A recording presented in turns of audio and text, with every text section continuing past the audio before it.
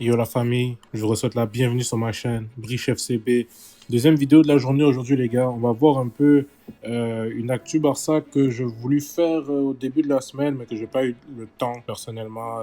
Ça a été un peu compliqué, je m'en excuse. Mais on va aborder deux choses les gars, on va aborder la conférence de presse, pardon pas la conférence de presse, l'interview que Frenkie de Jong a donné aux antennes du Barça concernant sa situation, concernant tous les pourparlers qu'il y a eu à son sujet, sur sa blessure, son opération, tout ça.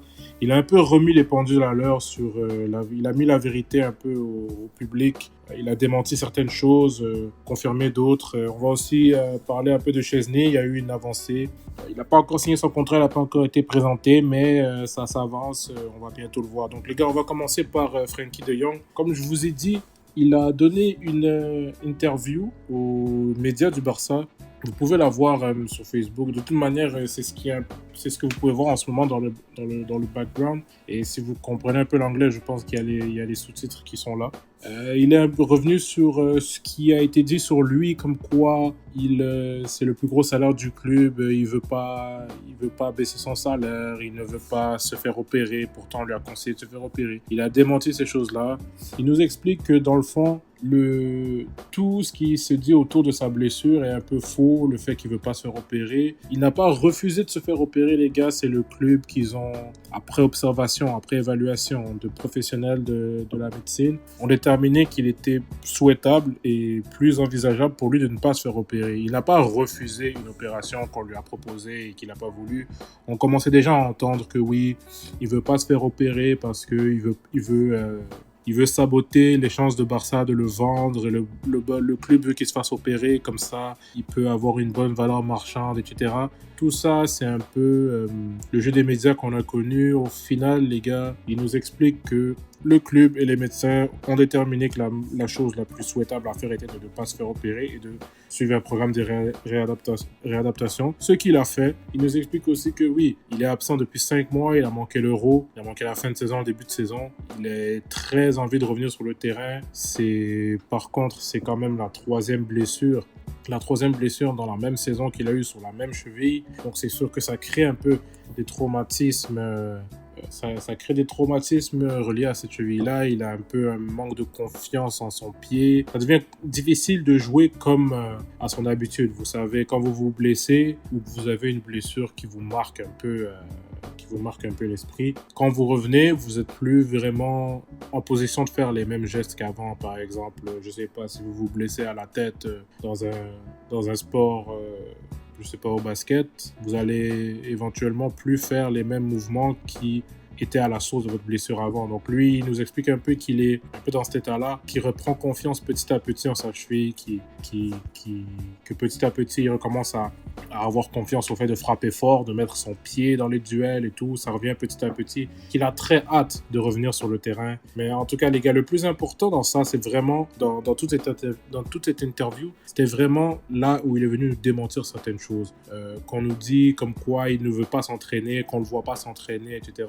Il nous explique qu'il est resté volontairement silencieux durant toute cette saga parce qu'il voulait justement se concentrer sur lui, sa réadaptation et revenir au plus haut niveau le plus vite possible, mais qu'il peut comprendre la frustration de certains parce que quand tu entends des choses dans les médias à son sujet, comme quoi c'est le plus gros salaire du club, il ne veut pas payer son salaire, il ne veut pas s'entraîner, il ne s'entraîne pas, il veut partir, le club qui veut le vendre, ça peut frustrer certains, mais que ce sont des mensonges, que les médias, il ne sait pas pourquoi les médias décident de raconter ça à son sujet, alors que lui, il donne sa vie au Barça, il est un joueur à part entière du club et il croit au projet, il a hâte de revenir. Donc les gars, personnellement, moi, je suis pas de ceux qui croient qu'il faut vendre Frenkie de Jong pour se séparer de son salaire. Certes, on peut essayer de lui proposer un nouveau contrat avec un salaire plus bas lorsqu'il va renouveler, parce que je crois qu'il va renouveler, je crois qu'il veut renouveler. Ils peuvent renouveler un salaire à la baisse, mais il faut pas pour autant le vendre. Il faut pas le voir comme un ingrat qui ne veut pas aider le club, etc. Notamment, il a dit dans l'interview, les gars, son salaire ne s'élève pas aux sommes astronomiques qu'on lui prétend. Encore une fois, c'est des informations qui sont divulguées d'on ne sait où, par on ne sait qui ont pour but seulement de nuire le joueur. En tout cas, pas de nuire au joueur, mais de faire parler. Comme les médias fonctionne beaucoup sur les émotions et sur le bouche à oreille. Tant qu'ils font des choses qui font parler, qui font vendre du papier, ils vont le faire. Donc, de là à lui attribuer certains trucs qui sont pas vrais, ça, bon, je suis pas très d'accord avec ça, mais au moins, Frenkie de Jong nous met à jour sur ce qui est vrai, ce qui est pas vrai dans tout ça. Qu'il est un joueur du Barça, qu'il est dans le club, qu'il ne compte pas partir. C'est un joueur qui est épanoui dans la ville. Il est avec, je crois bien, sa femme ici à Barcelone, il vit là. Donc, je crois pas qu'il prévoit partir. J'ai même entendu, bon, à part que il y a de ça quelques temps, je pense cet été ou l'été dernier, il avait acheté sa maison à Barcelone. Donc, c'est pas quelqu'un qui s'installe ici et qui veut partir l'année prochaine ou dans 2 ans. Je pense qu'il fait sa vie ici. Il aime beaucoup le club. C'est notre capitaine, les gars. Il nous explique qu'il est honoré d'avoir la chance de réaliser ce rêve d'être le capitaine du Barça. Donc, on ne va pas se séparer de notre capitaine. On ne va pas vendre notre capitaine pour libérer du salaire, les gars. Ça serait absurde. Ça irait totalement contre les valeurs de ce club. Le Barça compte sur Frenkie de Jong et Frenkie de Jong veut rester au Barça. Il ne faut pas écouter les médias. On a eu une très bonne leçon là en ce moment. Le joueur est venu nous dire la vérité sur son cas. On ne peut pas écouter des gens qui disent des choses sur un joueur sans qu'on ait entendu le joueur donner sa version des faits. Donc c'est un peu ça pour la portion Frenkie de Jong.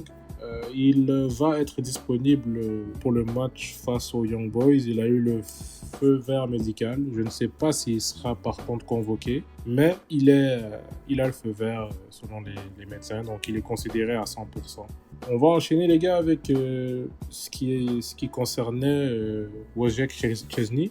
Il est à Barcelone présentement, il est arrivé, il a été vu à l'aéroport. Il n'a pas encore signé de contrat, il n'a pas été présenté non plus. Je ne sais pas quand est-ce que sa présentation aura lieu. Et de ce que j'ai pu lire, il va commencer à s'entraîner sous peu, reprendre la forme, parce que les gars, comme vous savez, lui, il était déjà à la retraite, il était déjà en mode Vidal Oka. Il était déjà en train de profiter de la vie, toutes les choses qu'il s'était refusées durant sa carrière, les bons petits plats, l'alcool, les cigares, tout ça. Il était en train de kiffer sa vie à Marbella. Et là, nous, on l'a rappelé pour venir jouer. Donc, il va commencer à s'entraîner, reprendre un peu la forme, perdre peut-être les kilos en trop qu'il a pris, se remettre en état de pratiquer son sport, son métier. Donc, on risque de le voir bientôt à l'entraînement, se préparer, suivre un programme peut-être personnel. Je ne crois pas qu'il va se joindre à l'entraînement collectif directement. Et aussi, j'ai pu lire qu'il sera au match de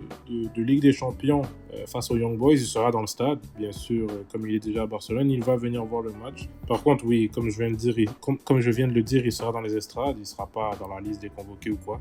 Donc, il sera là. Szczesny est à Barcelone. On a hâte de le voir sur le terrain. J'ai hâte de voir aussi les quelques séquences qu'on peut voir d'entraînement du Barça qui commence à s'acclimater. J'ai hâte de le voir jouer son premier match aussi. Je pense qu'on prévoit qu'il soit prêt d'ici environ 2 à 3 semaines, qu'il fasse une bonne préparation. Donc je pense que personnellement, il va viser peut-être le Bayern. Il va viser le Bayern et la semaine où on va enchaîner Bayern Classico. Il visera ces matchs-là pour revenir. Donc, les gars, si vous réfléchissez bien, son premier match depuis sa sortie de retraite a de fortes chances d'être soit le Bayern en Ligue des Champions ou un Classico, les gars. Donc, j'espère qu'il va se préparer. Il doit être conscient, c'est un grand professionnel. Il est mieux d'être prêt pour ces dates et de venir nous sortir une grande performance, les gars.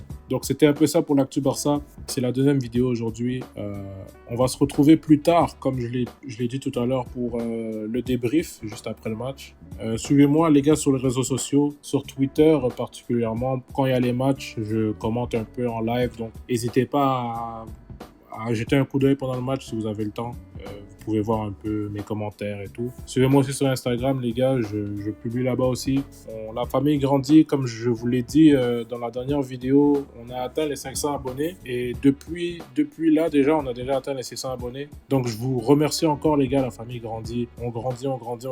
Peut-être qu'on fera quelque chose de spécial à 1000 abonnés. Une FAQ. Peut-être que vous me poserez des questions. Peu importe, on verra ce qu'on fera. Je vous remercie tous les gars d'avoir vu cette vidéo. On attend le match et on se revoit pour le débrief dans quelques heures les gars. Et comme on le sait tous... Visca el Barça! Visca Catalunya! Visca el Barça, sempre. Visca el Barça i visca Catalunya!